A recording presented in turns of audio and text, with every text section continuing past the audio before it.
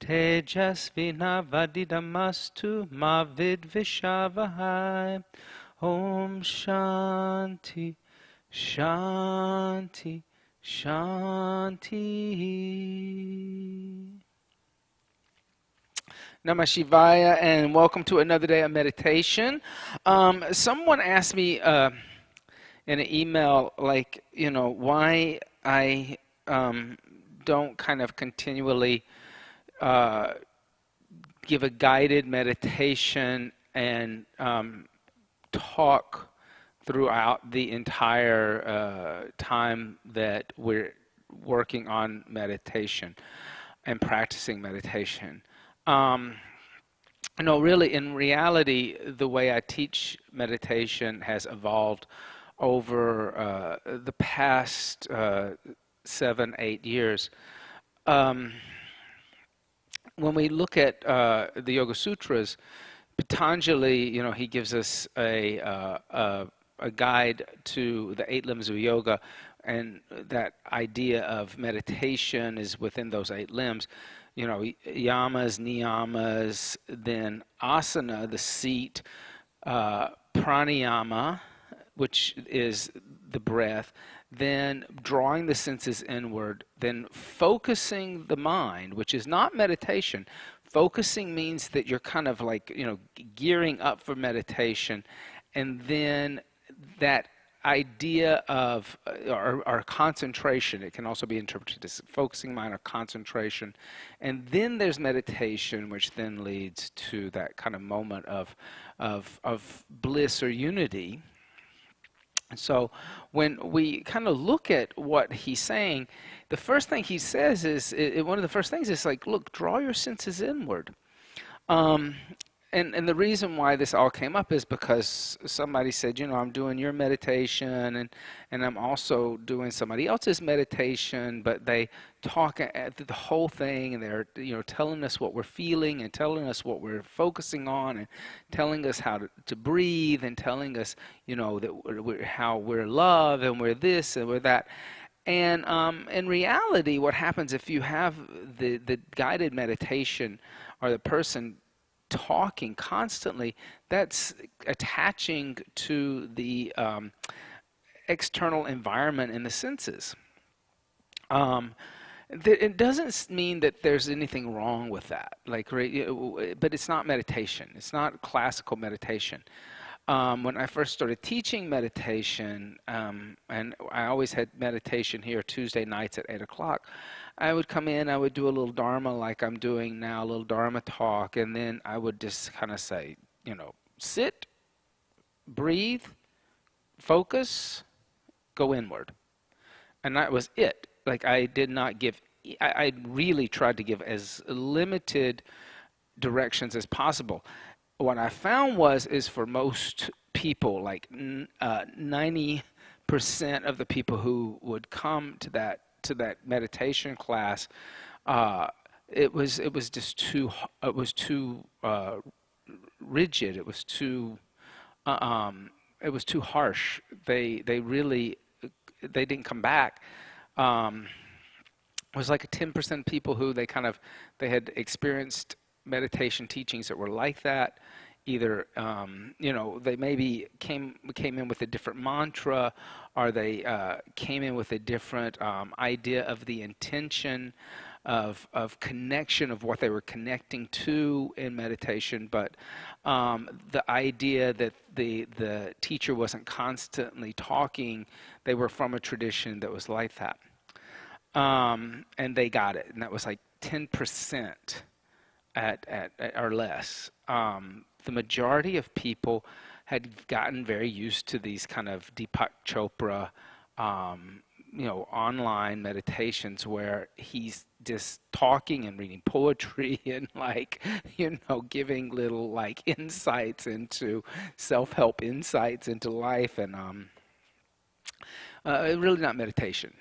Really not meditation. Now, what I do with you guys, especially online, is that I am giving more instructions in the beginning, kind of guiding you, but I try very much to keep a third of it in silence, a quarter of it guiding, talking, and then still going back into that, allowing you to experience the inward journey on your own without me kind of interrupting it or pulling you out of it. Um,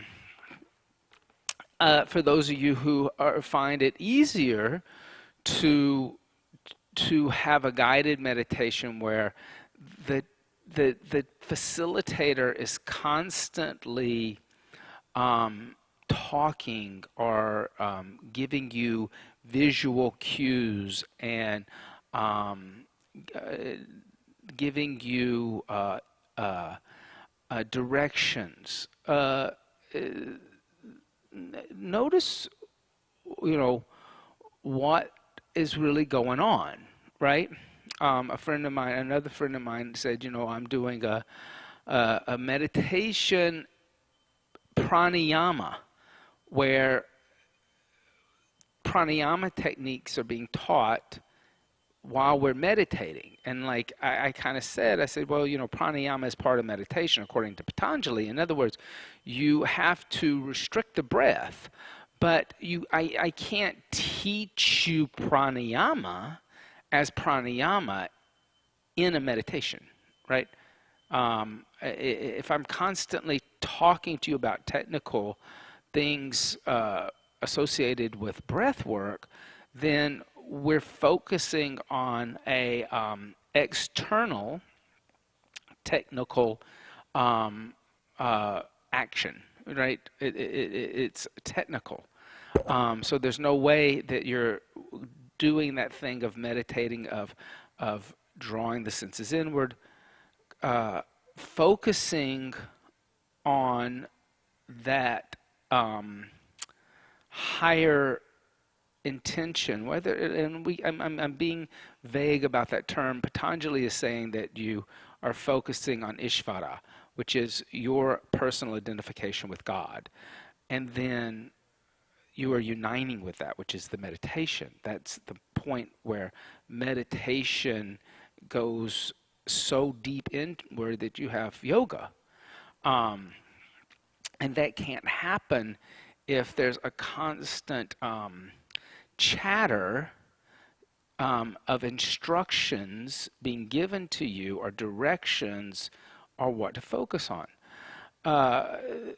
When I say to you, see the symbol of Om within your mind's eye, that is getting you to have the object to focus on. But that, I'm being broad about it, right? I'm not saying see, Christ. I'm not saying see Krishna. I'm not saying see Shiva. I'm not saying see, whatever form of God. I mean, because I would be listing off names and identifications and the Ishvaras of that deity all day. So I say, focus on this symbol of Om, which is an abstract representation, a vibrational representation of that Ishvara. And then I try to leave you time to journey with it, to make an inward journey. So when you're listening to somebody who's giving you guided meditations, one of the things that I read recently that was very interesting was somebody was pointing out that a constant guiding meditation is a form of hypnosis. It's planting suggestions into the mind. Know that like, that constant getting you to visualize and constant getting you to feel a certain way is a subtle discipline of hypnosis. And it may work for you for a little while, but at some point when we talk about meditation, that has to be a personal journey. It can't be something that I give you. And it's probably the hardest journey because you're sitting with yourself, and it's only you and the self. Um, so um, it's it's beyond words that I can put into your imagination. Um, that being said, we'll take that time, we'll set up for the meditation. So setting up, connecting to your seat, ground down, and lift the energy up through the torso. And close your eyes and bring your gaze slightly upward and inward. So you're looking right at that space in between the eyebrows internally.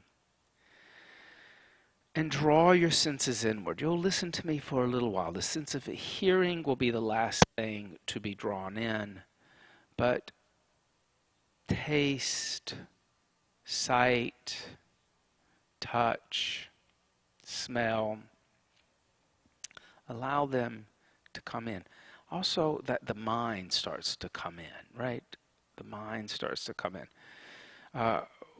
We have five senses, but like a tortoise has, four legs, one tail, but he's got a head. That head is the mind that operates the senses that has to be drawn in also into the shell.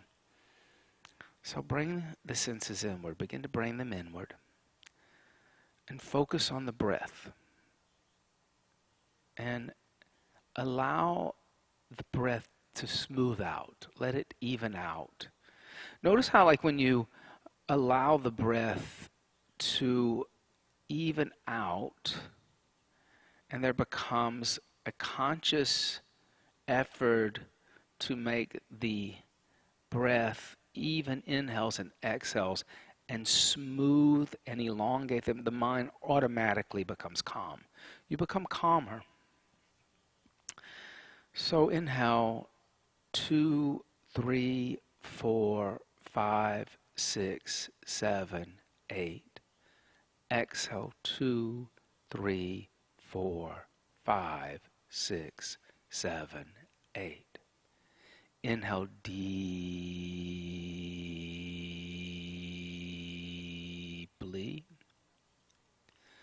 Exhale deeply.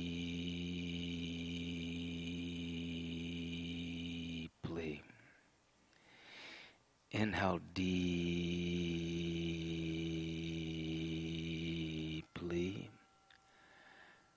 Exhale deeply.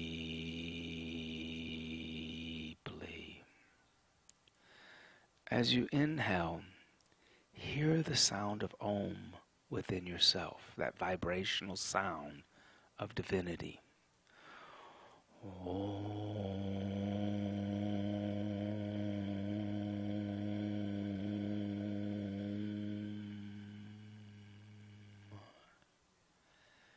As you exhale, hear the sound of Om within yourself.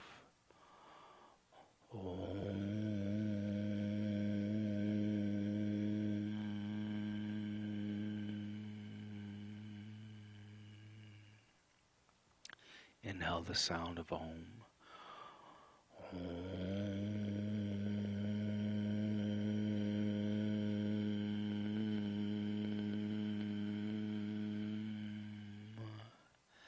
Exhale the sound of Om.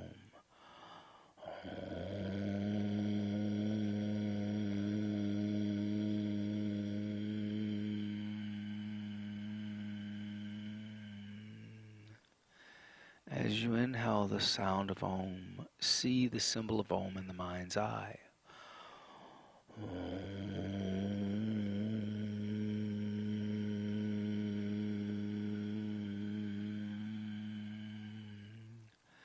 As you exhale, see the symbol of Om within the mind's eye.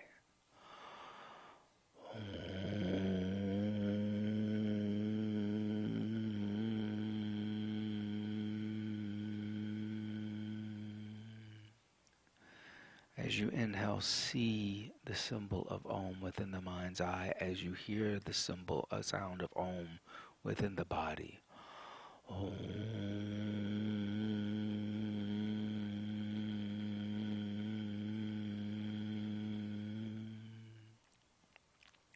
As you exhale, see the symbol of Om within the mind's eye. As you hear the sound of Om within the body.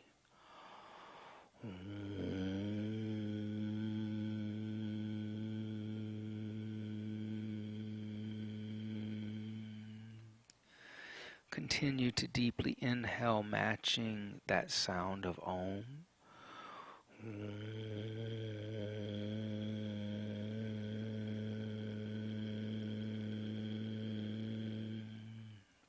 Continue to deeply exhale as you match the inhale to this exhale to the sound of Om. Om.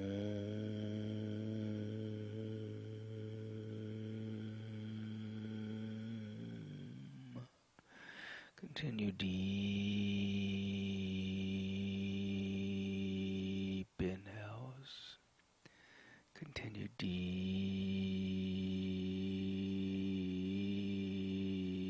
exhales. Continue this on your own, feeling comfortable with yourself, connecting to the self.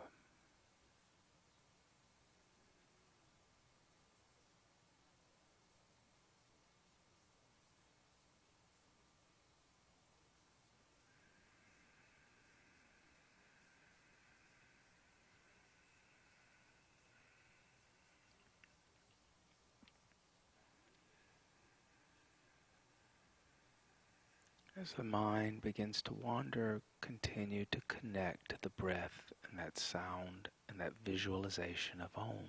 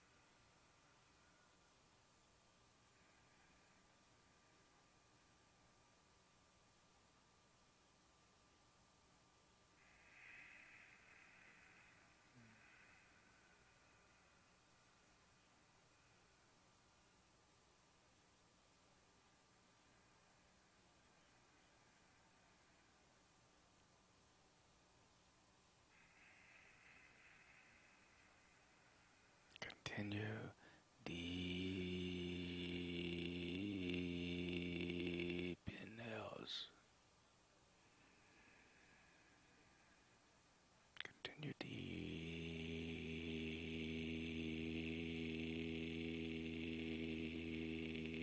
exhales.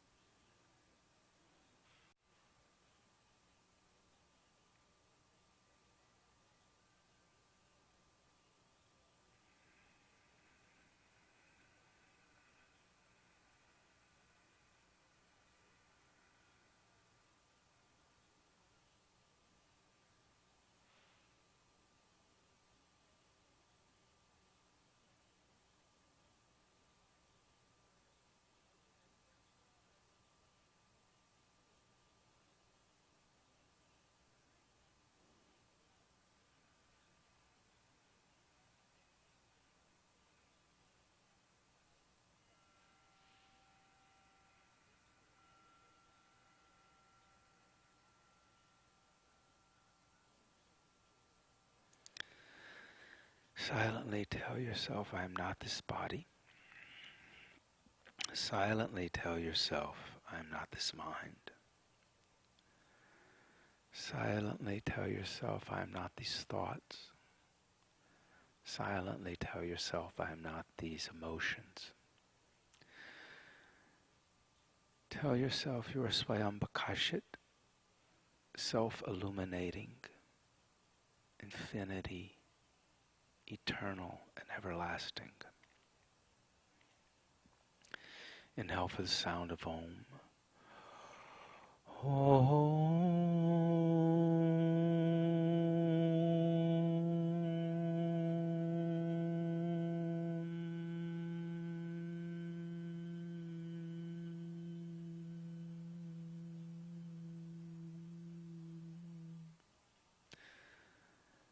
Bringing the hands together, rubbing the hands together, building heat within the hands.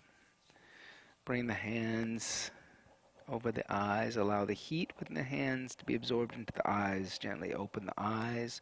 Bring the hands across the forehead, the top of the head, the back of the head. Bringing the hands together in prayer. Bringing the forehead to touch the thumbs. Bowing down to the teachers and the teachings from the past, the present, and all those that we have had gratitude toward by giving us these teachings. Om Bolo Sadguru Bhagavan Ki Jai.